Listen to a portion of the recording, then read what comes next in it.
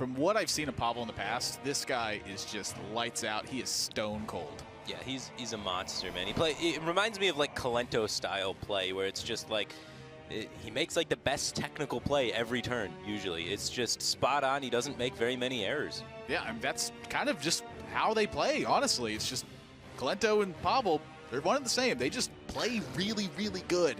Now, HotMEOWTH, one of the things that I've liked about HotMEOWTH's play is just his ability to identify what his game plan is in a certain situation. We've seen him take really big risks in a lot of scenarios that have paid off for him majorly. The thing about it is when you look at those situations, you're not always comfortable taking that risk. You're trying to find a way to wrestle control of the game, and it's not always there. Sure, and it's oftentimes really hard to be that sort of macro big risk taker on the stage. We've seen it throughout today and the previous day. Taking risks on stage is a lot harder than taking risks at home on your computer in your comfort zone. So it'll be interesting to see how that kind of play style translates. But off to the races here, Tempo Mage Mir, usually the player that can get, you know, ahead on board, get in that chip damage, will be in the driver's seat for the whole game. And HotMEOWTH has a very good start here for this game. It is a little bit difficult to do at times without Mana Worm to actually get ahead on board. Sure. When you have Mana Worm, that's really your big window of opportunity. But outside of that, playing stuff prematurely can kind of just get your stuff killed, and then you end up not being able to do anything because your opponent just killed all your creatures. Okay, yeah, definitely being on the back foot can lead to some of that when it turns into the value sort of play, but I don't know if this game's going to really go to the value line of play. Both of these decks have so much gas in them. We can see, you know, Yogg-Saron and Ragnaros in HotMEOWTH's list at the top end with 2 Firelands portals, which is really heavy for these kind of builds. And then all the same, Pavel also has Ragnaros and 2 Firelands portals and then 2 Faceless Summoners, so even more minion heavy presence. So typically speaking, I agree with you. There's a lot of that sort of the outgassing, sort of outvaluing can happen in the Tempo Mage Mirror, but these decks will not run out of fuel, it looks like. It's pretty tough too, and the Faceless Summoner build is something that I think is particularly interesting. I'm not a big fan of it in my experience, but Pavel piloted this to a victory at last call. Yeah, He's very confident in this build. Oftentimes, and the way he got a win with it in the last call, is it really punishes people that are trying to make, you know, greedier decks to win control mirrors, and then this comes out of left field out of nowhere, and you're like, oh, I just can't remove all these minions. I can't. And then it just steamrolls you over. And he had like a turn 6 lethal or something with it, just because of how fast and how much minion presence there is in the deck. But not today. The metagame has sort of shifted a little bit since that last call, which was just last week. And HotMEOWTH doesn't have as greedy of lists that can be exploited in the same sort of fashion. Yeah, if you look at his other lists just real quick, it's a pretty standard Malygos Druid deck, a la the 6-0 build that runs Ragnaros and Barongeddon in it. He's got a typical Face Hunter deck that we've been seeing throughout the tournament with lots of secrets in it. And then he's got Cthulhu Control Warrior as his quote-unquote greedy portion of it, but it even honestly looks like a fairly honest list of that. Yeah, he's teched all of his decks to try and deal more with the Shaman, right? So just by teching them to deal with Shaman, previously the strategies in these kind of conquest tournaments has been teching to sort of try and pinpoint the warrior builds, and that's where this Tempo Mage kind of found success, as being warriors are getting greedier to not get, you know, pinpointed, and now you can just sort of farm them that way. Now everybody's teching towards pinning in Shaman, and so all of their decks are way less greedy so that they can keep up with Shamans. So Pavel, his turn 2, he chooses to hero power the Mana Worm and just pass, which means he's taking that chip damage. But this is kind of an illustration of what I was talking about, where it's not a blistering fast race. Because the decks are so similar and because they have very similar game plans, it's difficult to actually launch an assault versus your opponent. Your cards just match up really evenly.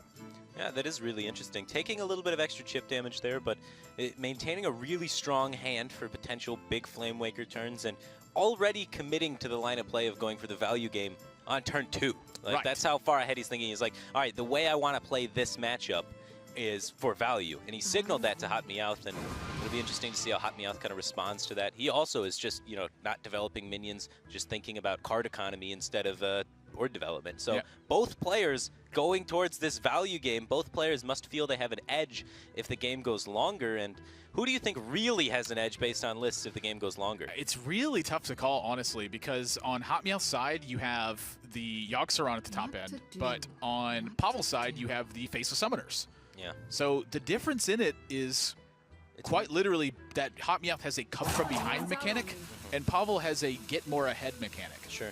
So this is a matchup where it's honestly pretty hard to fall too far behind. If you do fall too far behind, you're getting bursted for 12 out of hand to die. Right, and honestly, it's pretty hard to get really far ahead. So I think I'm favoring the Faceless Summoners overall, just because it's difficult for Yogg to be overwhelming unless it's just one of those Yoggs. Sure, yeah. You can't really set up a good Yogg against potentially double Fireball. Right. Yeah. You have to take care of minions on board at every step of the way, and I think that favors Pavel, who, when both players eventually have a weak turn, his option is maybe I have Faceless Summoner. Sure, yeah. Just extra mid-game pressure that's more difficult to keep up with. HotMEOWTH, a bit of an awkward turn here. Doesn't have great ways to interact with this Azure Drake. He has the ability to try and just initiate his own game plan with the Water Elemental, or he can take the continued, value approach, just trade 1 for 1 with it, just fireball it. But it's not a really great fireball target. It doesn't feel awesome. Yeah, having the mirror image out, I think, gives him an opportunity to build tension here. Just with the Water Elemental set up to try and get a good Firelands portal. Yep. Outside of that, though, this is usually a kill every minion that's played matchup. It's a really tough call. I personally favor just fireballing it. I think you open yourself up to too many sort of things if you develop the Water Elemental here. But I could go either way. I'm leaning Water Elemental. Really? So is HotMEOWTH. It's a little bit of a risk. There's definitely a lot of ways Tempo Mage can abuse spell power. We see here, Pavel has the ability to get an Arcane Blast down for 6 damage, removing that Water Elemental for effectively 1 mana. Let's make magic. That's exactly what's going to happen. So a little bit punished for it, but the first stride has now been made where Pavel is able to get something on board, check something from the opponent, and hasn't actually lost anything in the process of doing it. And this is exactly where Pavel wants to be. And honestly, the Azure Drake's just a huge catalyst to this moment. And he's pinging here instead of developing the second Cold Sorcerers. He wants to be able to hold it as a resource, doesn't want to play into big Flamewaker turns or Arcane Explosion with spell power. He wants to try and win the value game, get value out of the Cult Sorcerer on a future turn. Yeah, I agree with him too. No reason to... Stick with your game plan. Yeah, no reason to get quick here. It's 27 to 30. You have plenty of removal in hand. You got a way to protect something with Spellbender. Take it slow.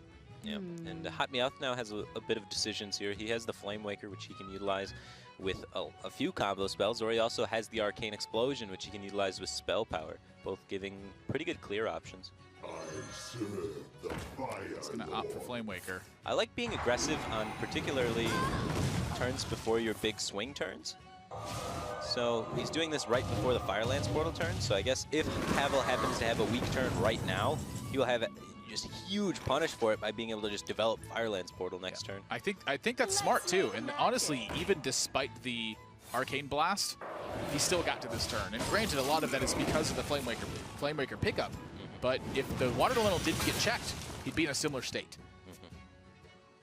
So that was very clearly the goal of that, and now this is really the tough spot, I think, for HotMEOWTH, where he can get really aggressive with the Firelands portal, but if this turns into like a Firelands portal battle and it ends with Pavel having Faceless Summoner, HotMEOWTH's going to have a really bad time with that.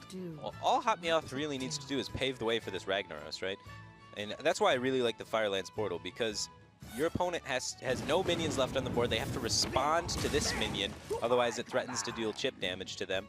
So oftentimes they're not going to be really developing anything, and if they develop nothing and just respond to your 4/6 here, and you get a slam rag on an empty board, suddenly Pavel's down to 16 health, and you're sitting there with a lot of damage left in your hand. That's a good point.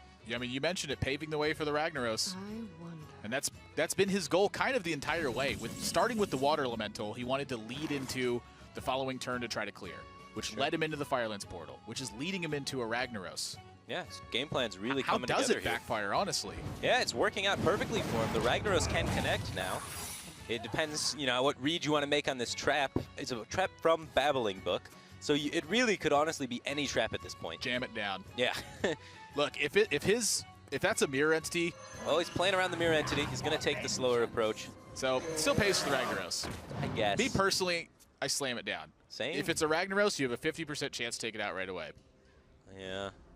That 8 damage would have been so crucial going forward. I really like the missiles here, test for the counterspell, and with 2 fireballs and a Firelands portal in your hand, if it's not counterspell and you're able to connect this missiles for 5, suddenly Pavel's at 19 health, and you have 17 damage in your hand. That's a little bit. That's a little bit. And that's not even factoring in the rag, which could occasionally hit face. Hero powers. I think I would have liked to see the Arcane Missile. I'm in agreement with you there. Taking it a bit too slow almost. Yeah, he's starting to... It deviated from the game plan. Which is something that I'm not too sure about. Wow, Pavel's 3 missiles miss a 1-1. It's never lucky. Ragnaros is a 50-50 to put the 8 face damage needed to really close out this game. And he's sitting there with 12 additional in his hand, making him have 20 damage. Someday I'll be just like you. So now he's going to test for the counterspell. Sure, and then get Fortunately the Firelands for him, portal. it is Spellbender. Yeah, so he's not going to know if he tries a Firelands portal here, it's not going to work for him. He'll still get the 5-drop, but yeah. But he's not going to be able to remove the minion, which is going to grow on the following turn. Every time you hero power, it gets +2/+2. yeah, there's the Spellbender. And no hero power available. That Cavalry Raider. It's going to Think get about big. it. It's kind of almost in trade territory. It's not quite because of the Flame Strike. And Flame Strike hero power, I think, is superior to Blood Mage Flame Strike here. Unless, oh, yeah. Is the +2/+2 better, or is digging a card deeper better? +2/+2 has to be better. You get to push more damage this turn. You have a more resilient minion on the field. You get to save spell power for comboing with Arcane Blast. So, yeah, I really like the hero power here. I still think I favor HotMEOWTH's position. I just think he's got, I mean, he's got a rag flip for the game.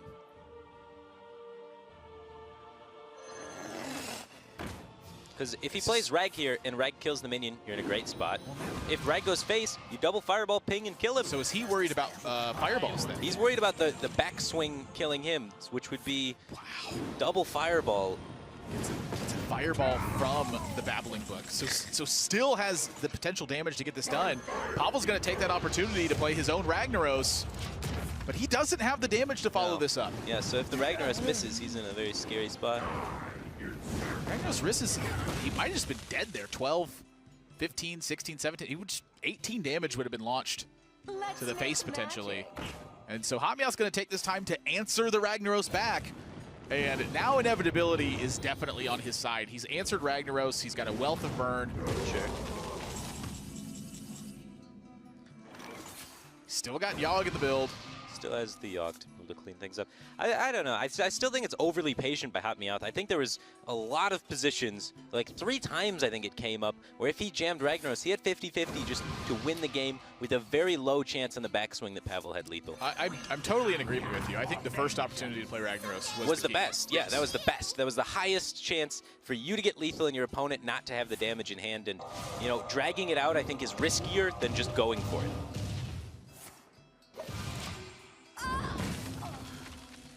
Pavel's hand is a bit on the weak side if HotMEOWTH can claw his way back. And now the rag. Now it finally hits. So, I mean, maybe HotMEOWTH's just the whole time she's been fighting a resource battle. And when you have that defined of a game plan, I think you can find yourself in these situations where you tunnel on finding the best turn for a value Ragnaros. Yeah. Well, he found a pretty good turn for a value Ragnaros, and it does pick up a kill. But Ragnaros typically doesn't do great when it's face down with 3 minions to try and hit. Tauren Warrior is actually a bit interesting here. It's a Can bit get dead hero as powered. well. Can get hero powered to buff it up some extra power. But yeah, just HotMEOWTH clearing the board, playing the value game. He says, I'll let Rag do the work. Yeah, he's just killed every single minion from the Pavel side of the field and continuing to do so, paving the way for Ragnaros. Taking the very slow approach to this game, and it's working out for him. It's going to be very difficult for Pavel to find his way back. Yeah, Pavel just didn't draw any of the damage. He's definitely missing some of that top end. I serve the Fire Lord. Just tension from Pavel, says he needs to land Flame Strike and Frostbolt at the same time. Frostbolt picked up for HotMEOWTH. Could be lethal. Look at the way HotMEOWTH reacts to this. Yeah, it's This is a super tense tense. situation. You haven't seen any burn come out of Pavel's side. So you could potentially be dead if the Rag doesn't kill your opponent and leaves, you know, the Azure Drake, for example, up. He's got to make a decision. Yeah. Continuing with the game plan, I like it at this point. This is, I think you're very much committed to the trade game plan, so I think this is better off than trying to just go for lethal that turn, like that decision by HotMEOWTH there. It's going to pay off. That Ragnaros, it's nowhere near dying right now. Yeah, it's sticking around. It's in here for the long haul. As Pavel, do you just get the Flame Strike damage in now? Someday I'll be just like you. Flame Strike it so then you can ping the Rag and set up to Frostbolt it ping next turn? I think he's hoping. I don't know what he's hoping for, honestly. This may have just been a give-up turn. All right, now HotMEOWTH can go face. You set up the 50-50 for either you kill the Sorcerer's Apprentice, which is essentially like winning the game, or you kill Pavel, which is winning the game. Yep. That'll about do it. HotMEOWTH kind of grinds his way through this game. Yeah. Ragnar's going to finish. HotMEOWTH, you can kind of see the game plan there. I do agree.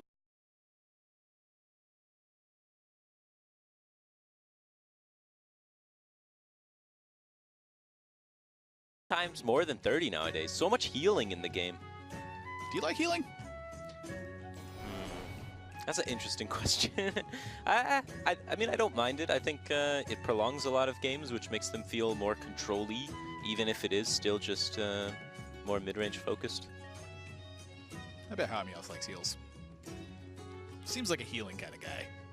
What, Really? with his Face Hunter build. And Okay, I was like, I don't understand this at all. I don't know where you're going with this. speaking of Face Hunter, Yeah. and this isn't just a Face Hunter. There's quite a few interesting tech choices going on in here. It's a Face Hunter specifically targeted for the matchup we have here right now.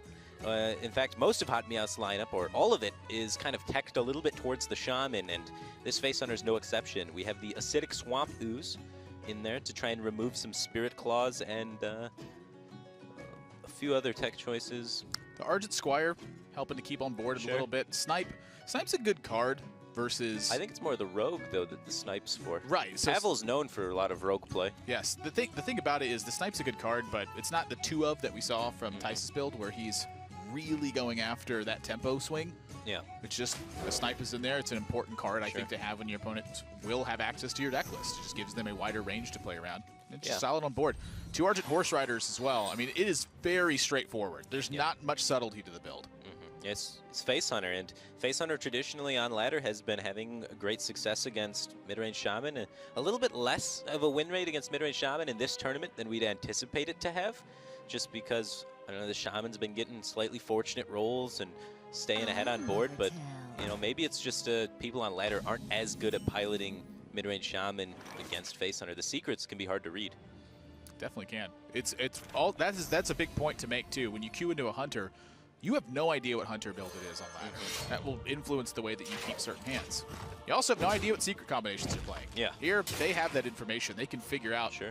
what's happening back and forth here and there, and that influences a lot of things. Secret Keeper, I think, is a very strong start in this one, but you've run into the turn 1 Spirit Claws now. What's the game plan? I think you honestly just play the Explosive Trap, buff the Secret Keeper, make it so it's inconvenient for Pavel to deal with. But HotMEOWTH disagrees. He wants to get more power on the board in the long run with the Kindly Grandmother. It does take time to develop the Kindly Grandmother, which is important. And Explosive Trap on this board state doesn't really accomplish much other than threatening to potentially be a different secret. Yeah, there's no Snake Trap in his build, so Pavel will not have to worry about that. Yeah. The thing I think that makes it most interesting is that it makes his Secret Keeper a 2/2.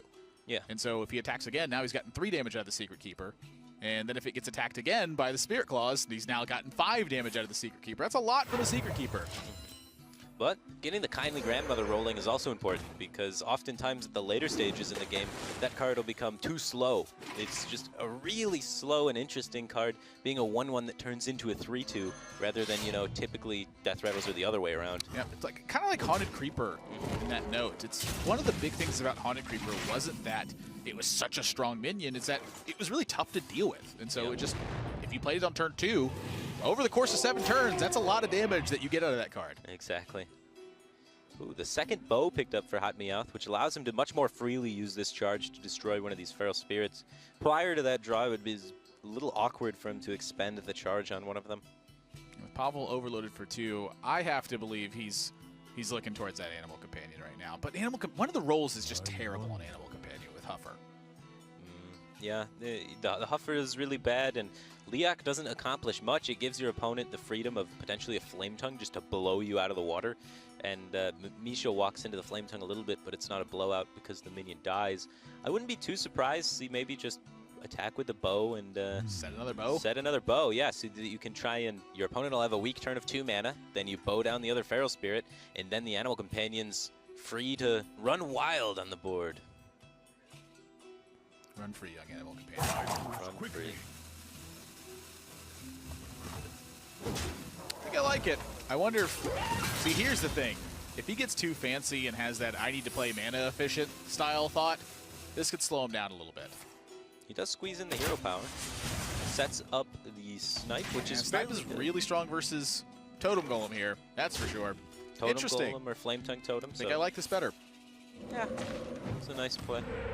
Now he gets to bow the following turn to continue pushing damage with the Kindly Grandmother and squeeze in hero powers.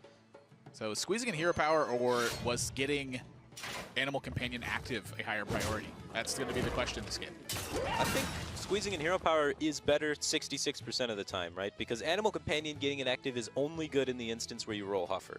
If you don't roll Huffer, then getting a 4/4 out on the field against Shaman aggressively is oftentimes going to just result into a removal spell being used, which doesn't help you at the moment. With no spells really on the horizon either, that's an interesting one. Well, now that the Cat Trick's deployed, now playing Animal Companion is a lot stronger, because if a removal spell, then you met with the Cat Trick, so you actually have some counterplay against the spell. Curiosity is how quickly does that need to be deployed? True, you could have waited and squeezed another hero power. It gets a little interesting, right? The dynamic of that. It's curious, like, now that he's started using the hero power a lot and he's so low on gas. Yeah, he's got very little damage remaining. I feel like you just keep clicking it. He's got 6 damage with the bow currently, and 4 from explosive traps. If he's able to maybe connect a little bit more damage, the bow from trap activation could make something I think he happen. just keeps pushing, honestly. I think you just leave this healing totem alone and just 2x2 just chip him away. I like killing the totem. Shaman has so many ways to activate the totems. I think it's fine just to remove it. Like, What are you worried about? Like stuff down the line. Like you may lose your Leok. He's got 2 explosive traps. You lose your Leok to Hex or something, and then your opponent has the ability to build up a board using that. Stuff happens. I'm looking for a reason here. I'm pushing that too. It's the healing totem. If the Leok gets taken down, now you suddenly have a 1/1 and then a 3 damage bow, so it's inconvenient to line up the damage to kill it. Flame Tongues can come down. There's another Thunderbluff Valiant in the deck. You have to imagine eventually the totem becomes. I don't have a problem with killing it. Okay. I will clarify that, but I'm snagging that too. Look at the Yeah. hand. Like, we have 2 explosive traps. You have a very valid point. It is very questionable whether or not killing that is worth it, and it's definitely something that could be debated on. But Pavel cleaning up the Leok now. Has a break stabled on. Yeah, that's going to activate Cat Trick, though. Yeah, no AoE in hand. There's really good sequencing by HotMEOWTH there. He held back the Animal Companion until he had the Cat Trick deployed, then developed the Animal Companion, because he knows that's the only minion he has in his deck that Shaman's really going to want to use removal on, and that'll force the Cat Trick to get activated. It's going to be Pavel swinging with that Spirit Claws. With a second one in hand, not only does he need the damage, but wants to potentially sneak it in under Explosive Trap. Argent Squire, I'll tell you what, it's really not that bad in this situation. He's just got annoying things happening. Yeah, that Kindly Grandmother's already pushed, what, 3 or 4 damage now? Just poking away every turn? Well, it missed 2. It missed 2 because of the Feral Spirits, yeah. I was thinking because the healing. Oh, because the healing totem. Yeah, all right, it didn't trades it. Yeah. Okay. His game plan's coming together, though. Just keep the board restricted. Push little bits of damage at a time. I mean, killing the healing totem has opened up the Cat Trick better now. Yeah. Because there's no totem on board to just get Flame Tongued and run over it. Exactly. Yeah, see, that's what I was saying. Eventually, it's going to become a problem. Yep. HotMEOWTH, he's pretty much got the damage. He's almost there. Well, now the secret for Pavel is a bit interesting. We're looking at second Cat Trick, 2 copies of Freezing Trap, and 2 copies of Explosive Trap are the only remaining secrets. So Freezing Trap is already just going to dumpster him right here. He's not going to get away from that one. So can you even afford to play around it at all? Right. So, well, the way I think that you would play around it is figure out what best way that sequencing on Maelstrom Portal, if that's where your head is at right now. So if he Maelstrom Portals first, he gets to wipe out the cat trick. If it's not Freezing Trap, he still gets to run over the 3-2 that's dropped from the Kindly Grandmother, but he leaves his Azure Drake at a 4-1. The other way around, he takes the risk, runs to the Kindly Grandmother. If that gets returned from Freezing Trap, now the portal's not really clearing anything. There is little time. If he does it this way, he's got something else in mind. I think he's looking at that Ragnaros. Yeah. Trying to figure out. He's trying to figure out How how do he I can kill him? win the game next turn. Yeah, this is smart. He doesn't care about staying alive. He cares about winning. I like it. Yeah. Counterattack. Yeah, so now he's going to be able to set the Spirit Claws up and start punching the face, set up for the Ragnaros lethal next turn. HotMEOWTH. That's actually really important, too, because that protects the Azure Drake from the second explosive trap to get through the damage. He doesn't need the Azure Drake damage. That's caster vision, but it's there. Leroy drawn for wow. HotMEOWTH. You know, he had a lot of cards in his deck that allowed him to finish this game, but Leroy finishes it in the best fashion. Yeah, that's certainly the spectacular one. If you look at quick shot, kill command,